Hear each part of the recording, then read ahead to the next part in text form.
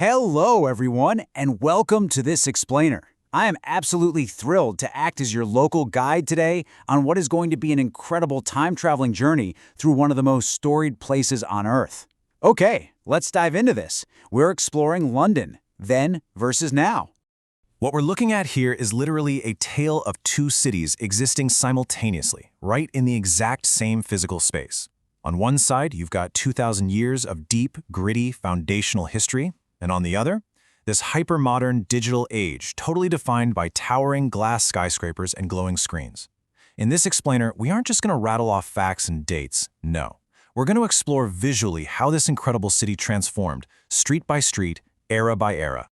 Section 1. The River and the Skyline. Consider this stark, absolutely wild contrast. Back in the 1800s, the River Thames, well, it wasn't exactly a place for a nice evening stroll. It was a relentless, working river. Just picture the scene for a second. The water is absolutely jammed, shoulder to shoulder with massive cargo ships and fishing boats. The air is literally thick with the pungent stench of industrial waste and coal smoke. But today, that exact same stretch of water reflects the sleek, glowing lights of modern skyscrapers like the London Eye. Leisure cruises smoothly glide right where those heavy merchant ships once desperately battled for space and survival. And hey, speaking of that historic skyline, think about this incredible shift. Tower Bridge once stood completely alone. It was the undisputed Victorian icon dominating the horizon. If you looked up back then, it was silhouetted against nothing but modest church spires and thick, rolling industrial smoke. I mean, it completely owned the sky. But today, Tower Bridge is definitely no longer alone. It shares the frame with absolute modern titans. We're talking structures like the Shard, 22 Bishopsgate, and the Gherkin. It is now this massive, towering forest of steel and glass crowding into the sky, which brilliantly shows us how London, a city kind of boxed in by its ancient historical borders, simply had no choice but to build endlessly upward. Section 2. Echoes of Street Life.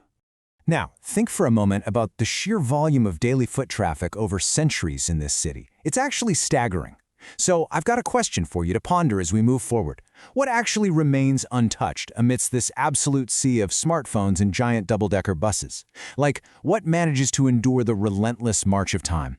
Because, the surface level shift in daily life is incredibly dramatic. Once, these very streets echoed with the clatter of horse-drawn carriages. They glowed under flickering, shadowy gas lamps, and they were packed shoulder to shoulder with bustling merchants and soot-covered chimney sweeps. Today, those same urban arteries are filled with iconic black cabs, bright red buses, and massive crowds of tourists navigating their way with glowing smartphones. The actors and the vehicles have changed completely. But here is the answer to that question we just posed.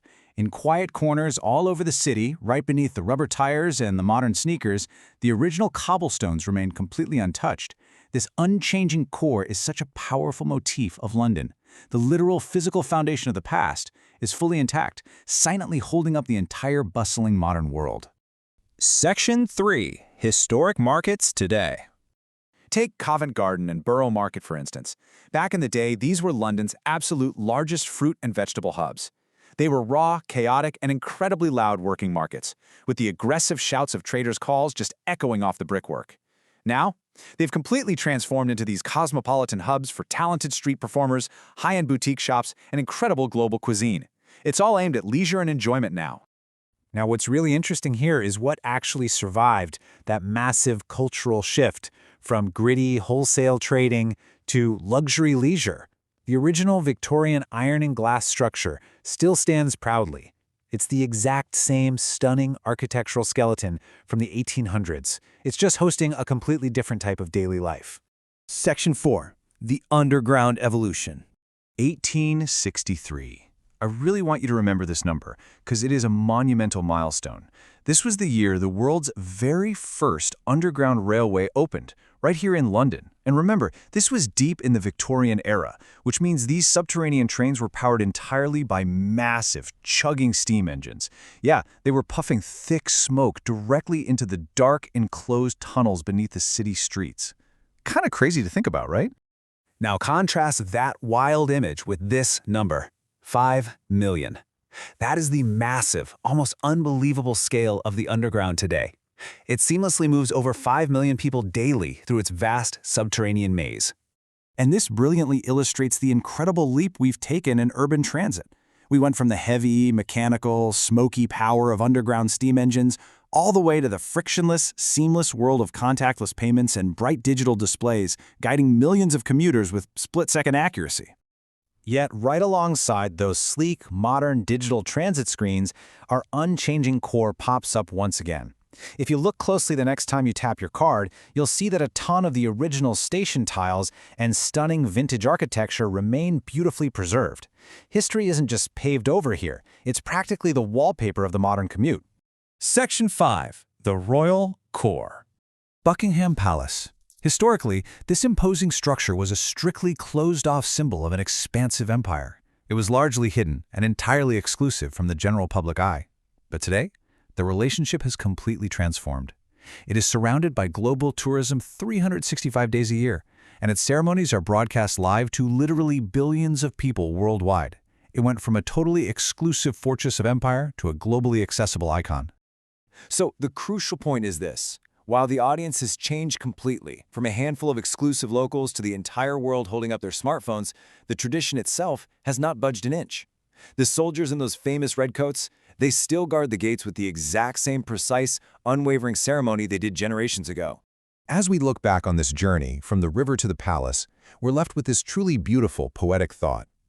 Every brick, every bridge, every street tells two stories at once: who London was and who it's becoming.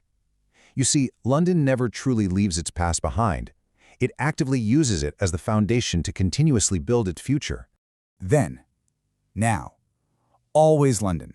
But seeing this evolution kind of makes you think about your own surroundings, doesn't it? Take a look out your window today.